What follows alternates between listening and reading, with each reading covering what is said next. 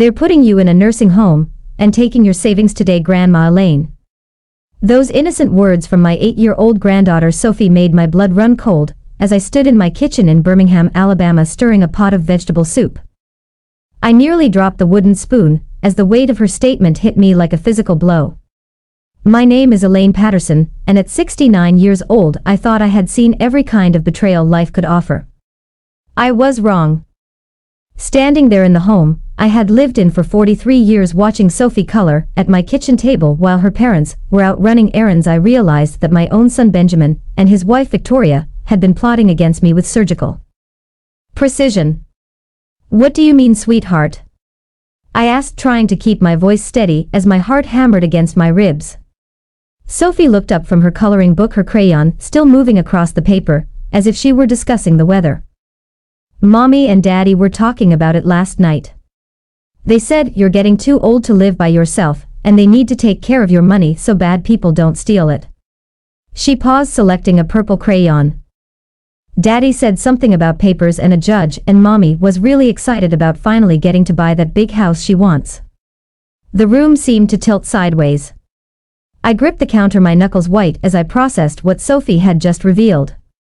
For months Benjamin and Victoria had been expressing increasing concern about my declining mental state, despite the fact that I managed my own finances, maintained my home, and continued volunteering at the local literacy center 3 days a week. Their sudden attention to my well-being had felt suspicious, but I had convinced myself I was being paranoid. Now I understood the truth. They weren't concerned about my welfare at all. They were positioning themselves to have me declared incompetent so they could access my $1.2 million estate. The thought made my stomach churn with a mixture of rage and heartbreak. This was my son, the boy I had raised alone after his father died when Benjamin was 12. I had worked 2 jobs to put him through college, sacrificed my own dreams to ensure he had every opportunity. "Are you okay, Grandma?" Sophie asked, noticing my silence. I forced a smile, though inside I felt like something fundamental had shattered. "I'm fine, honey. Keep coloring." But I wasn't fine. I was furious. And more importantly, I was determined. If Benjamin and Victoria thought they could manipulate a supposedly confused old woman, they were about to discover just how sharp my mind really was. As Sophie continued coloring, my mind raced through the past 6 months, connecting dots I had previously dismissed. Benjamin's sudden interest in my memory lapses when I occasionally misplaced my keys. Victoria's pointed comments about the burden of maintaining such a large house, their questions about my financial advisor, my attorney, and whether I had updated my will recently.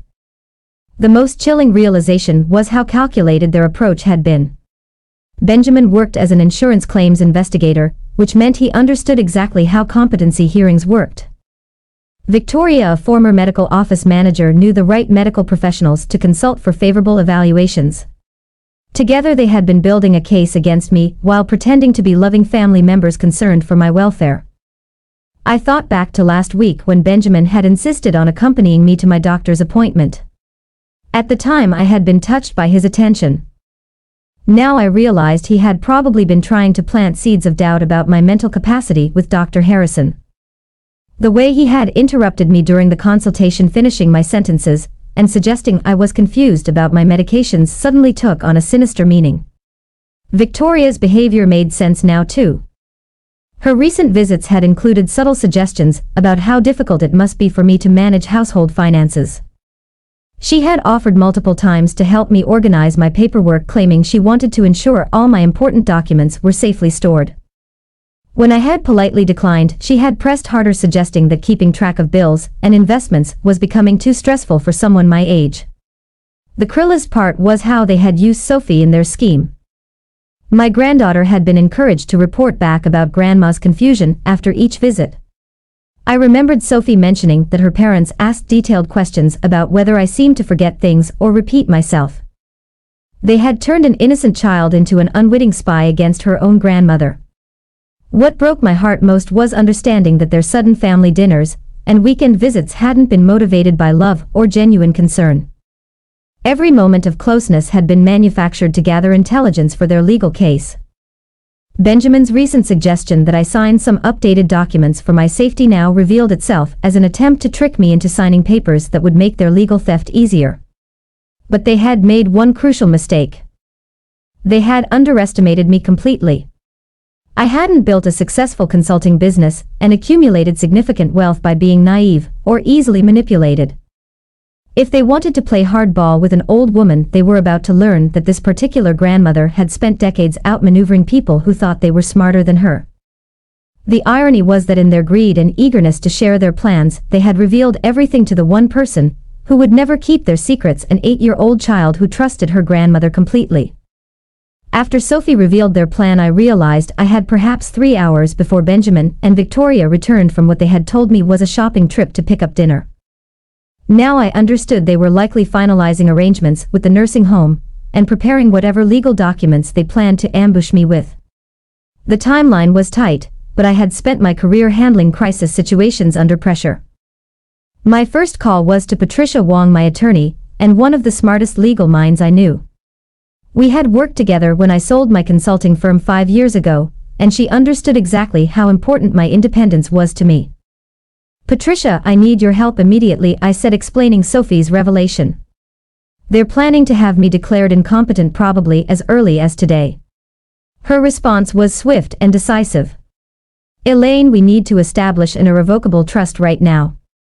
How quickly can you get to my office?" "I can't leave. They'll be back soon, and I need to be here when they arrive with whatever paperwork they've prepared." I could hear Patricia typing rapidly on her computer. "Then we'll do this over the phone and fax. I'm preparing the documents now. You'll need to transfer your major assets into a trust with Sophie as the primary beneficiary. Once it's irrevocable, Benjamin and Victoria can't touch those funds even if they somehow succeed with their competency case." My next call was to Robert Kim, my financial advisor at North Peak Engineering's investment division. We had maintained my portfolio conservatively but profitably for 15 years. "Robert, the first need to execute some emergency transfers today. How quickly can we move my investments into a different structure?" "Elaine, if this is about asset protection, we can have most of your holdings transferred within 2 hours. What exactly are we protecting against?" I explained the situation and Robert's professional calm cracked slightly. "That's unconscionable. Let me start the paperwork immediately. We'll move everything into the trust structure your attorney is creating." While Sophie hummed quietly over her coloring book, I systematically dismantled my son's inheritance expectations. The house deed was transferred into the trust. My investment accounts, including the substantial holdings from my business sale, were moved beyond Benjamin and Victoria's reach. Even my checking and savings accounts were restructured southwest that any court order they might obtain would find nearly empty accounts. The final call was to my neighbor Joyce Martinez, a retired social worker who understood family dynamics better than most. "Joyce, I need a witness to come over in about an hour. And I might need you to take Sophie home to her parents if things get complicated." "Of course, honey, what's going on?" "My family is about to learn that underestimating a grandmother is a very expensive mistake." As I hung up the phone, I looked at Sophie still peacefully coloring. In 2 hours, her innocent revelation would save my independence and teach her parents that greed comes with consequences they never imagined. The documents arrived by courier at exactly 3:30 p.m., 45 minutes before Benjamin and Victoria were scheduled to return. Patricia had worked with remarkable speed, creating an ironclad irrevocable trust that removed virtually all my assets from any potential legal reach. As I signed the final papers with Joyce Martinez as my witness, I felt a mixture of sadness and grim satisfaction. "Elaine, are you sure about this?" Joyce asked, reviewing the trust documents. "This is a significant step. Joyce, my son is planning to have me declared mentally incompetent so he can steal my money and warehouse me in a nursing home." Sophie told me their entire plan. I signed my name with steady hands. This isn't just about protecting my assets. It's about protecting my dignity and my granddaughter's future. Joyce's expression hardened. As a former social worker, she had seen elder abuse in many forms. "What they're planning is criminal. Have you considered involving adult protective services?" First, I want them to experience the consequences of their greed. Then we'll see what legal action is appropriate. I folded the completed trust documents and placed them in my desk drawer. For now, I want them to walk into their own trap. At 4:15 p.m., I heard Benjamin's car pull into my driveway. Through the window, I watched him and Victoria exit the vehicle with purposeful expressions. Victoria carried a manila folder thick with documents, while Benjamin had what appeared to be a clipboard with official-looking papers. They moved with the confidence of people who believed they held all the cards. Sophie looked up from her coloring book as they entered through the front door. "Mommy, Daddy, Grandma, and I made cookies, and I told her about your surprise." Victoria's face went pale. "What surprise, sweetie?" "About the nursing home and taking Grandma's money. You said it was supposed to be a secret, but Grandma makes the best cookies when she's happy, so I thought she should know early." The silence in my living room was deafening. Benjamin and Victoria exchanged a look of pure panic, while I smiled serenely from my armchair. Joyce, still seated at my kitchen table, observed the scene with professional interest. "Hello, Benjamin." "Victoria," I kept my voice warm and grandmotherly. "Sophie tells me you have some interesting plans to discuss." Benjamin recovered first, his insurance investigator training kicking in. "Mom, we need to talk. We've been concerned about your ability to live independently, and we found a wonderful facility where you'll receive proper care." "How thoughtful of you," I gestured to the manila folder. "Are those the commitment papers?" Victoria's composure cracked. "Elaine, you don't understand. The house is too much for you to maintain. Your finances are becoming complicated. We're trying to protect you from people who might take advantage. People like yourselves." The question hung in the air like a challenge. Benjamin sat down his clipboard and attempted to regain control of the conversation. "Mother, I know this is difficult, but we've consulted with medical professionals. There are concerns about your cognitive function that need to be addressed through proper legal channels." "I see. And I suppose those proper legal channels involve having me declared incompetent so you can access my $1.2 million estate." I watched their faces as I spoke the exact amount. "Did you think I didn't know what I was worth, Benjamin?" Victoria's mask finally slipped completely. "We're not trying to steal anything. We're trying to ensure your money is properly managed before you lose it all to confusion or scammers. The only scammers I see are standing in my living room attempting to defraud an elderly woman with the help of falsified medical evaluations and forged documents."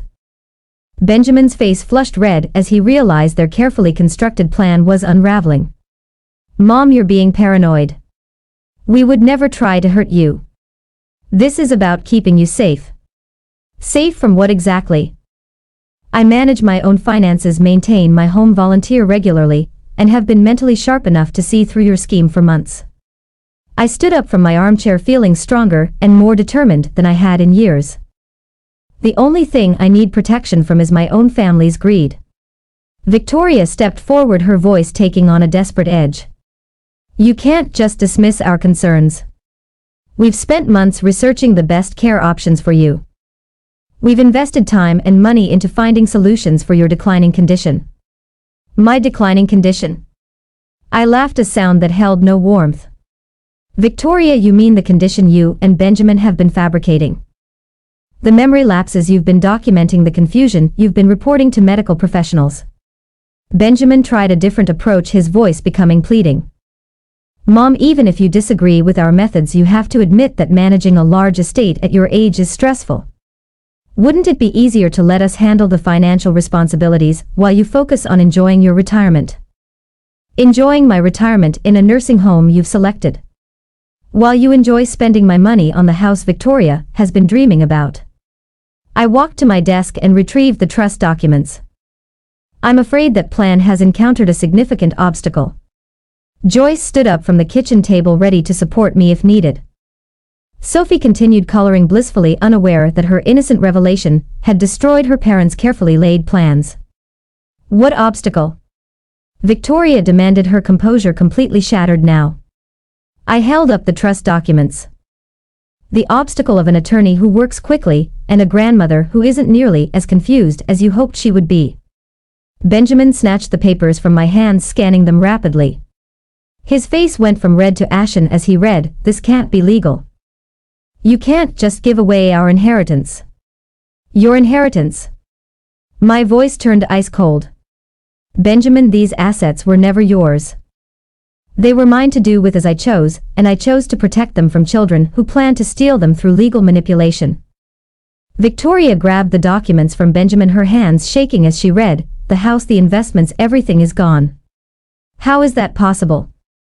"It's possible because while you were out making final arrangements to commit me against I was making arrangements to ensure my granddaughter's future is secure from her parents' greed."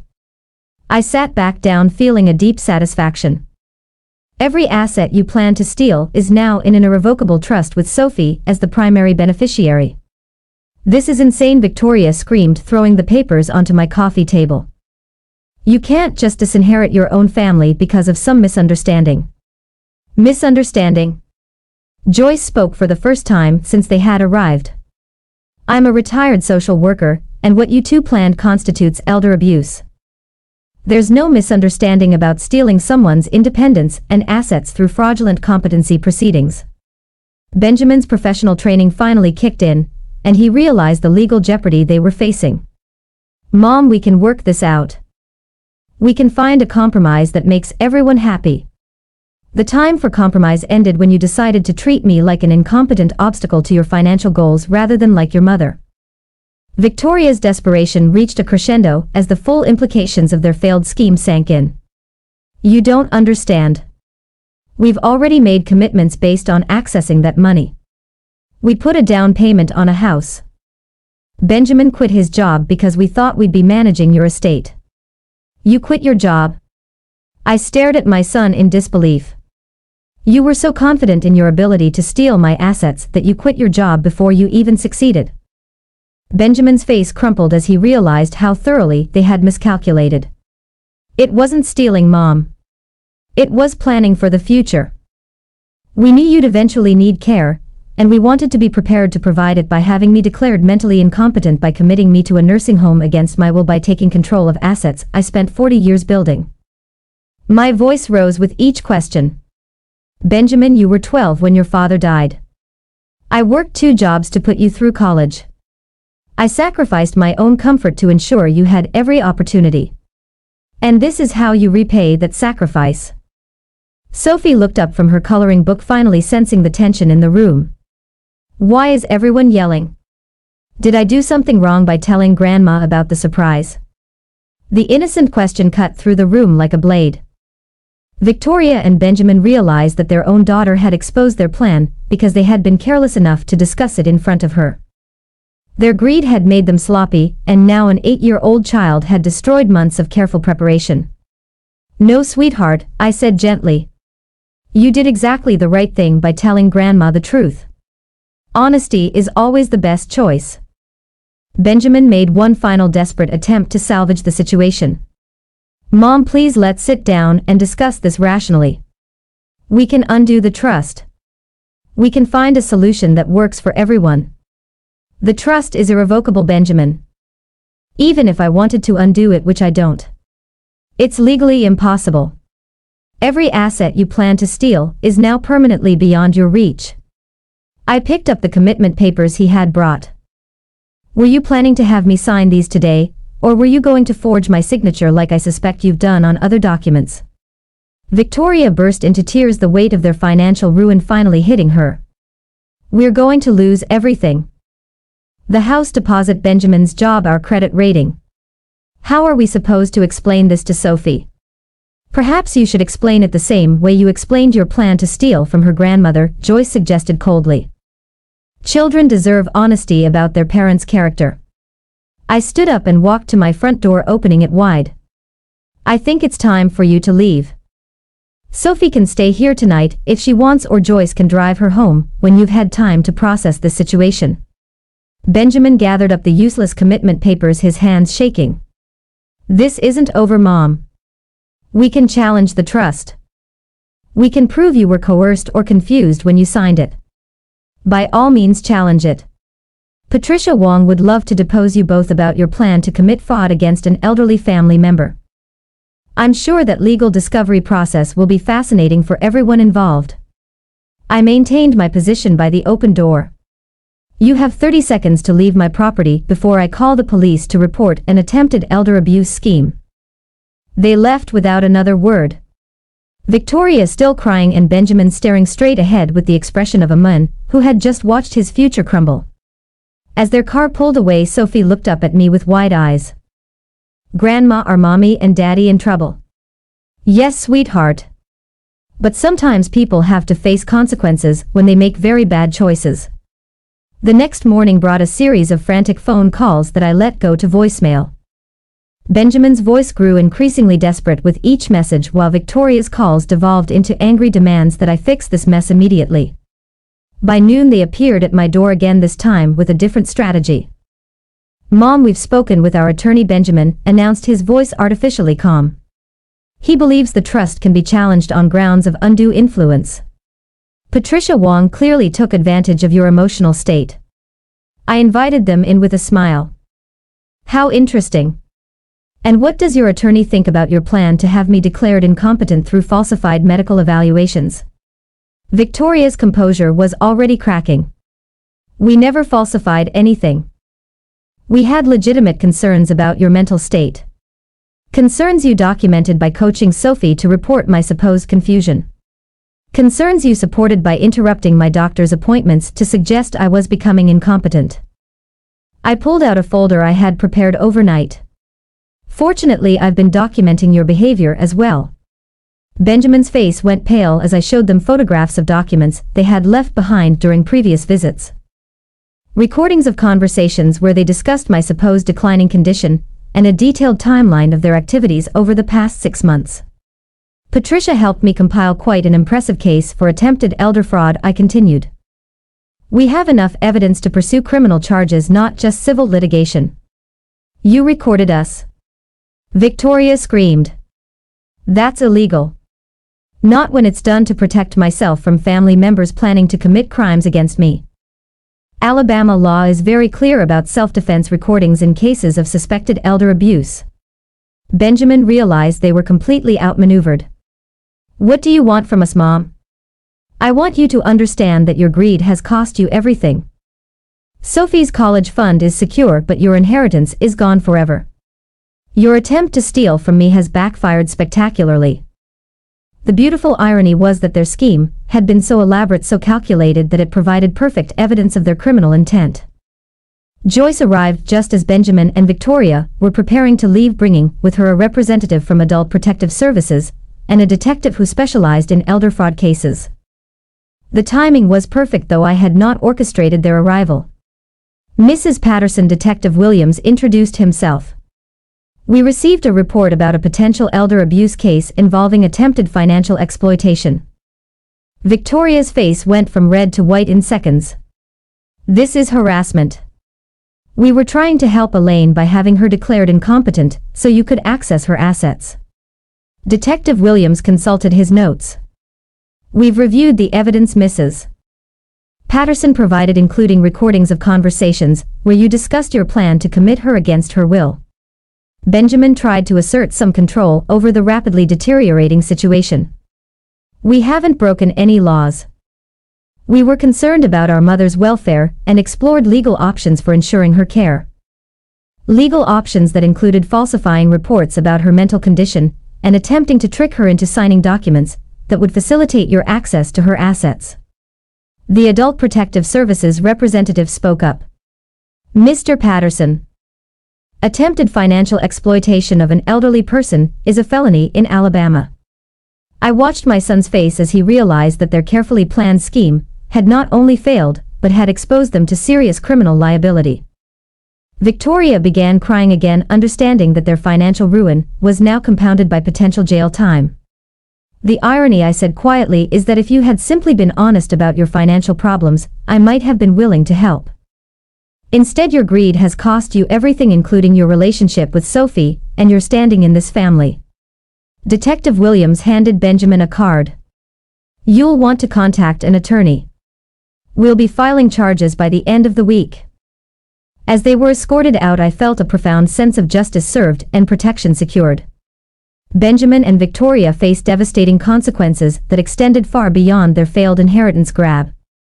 The criminal charges for attempted elder fraud resulted in felony convictions that destroyed Benjamin's career in insurance and made Victoria unemployable in any position requiring financial trust. While their early withdrawal from Benjamin's retirement accounts to fund their premature house purchase created massive tax penalties they couldn't afford to pay. Their marriage crumbled under the financial pressure and mutual blame, leading to a bitter divorce where Sophie chose to live primarily with me rather than with parents who had proven themselves willing to exploit family members for money. The social stigma of their attempted elder abuse scheme made them paras in our community, where word spread quickly about the couple who had tried to steal their own mother's independence and assets through fraudulent legal manipulation.